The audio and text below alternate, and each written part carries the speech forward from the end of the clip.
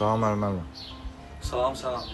Əlmənim, sizə bir dənə sual vermək istəyirəm. Buyur. Sosial cəmiyyət bizi niyə qəbul eləmək istəmir?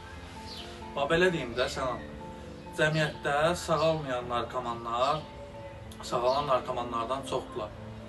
Sağalmayan narkomanlar reabilitasiyanı keçirlər, reabilitasiyada öyrəndiklərini, reabilitasiyadan sonra qoyulan tövsiyələri, qranitsaları əməl eləmirlər deyənə, gedirlər istifadə edirlər.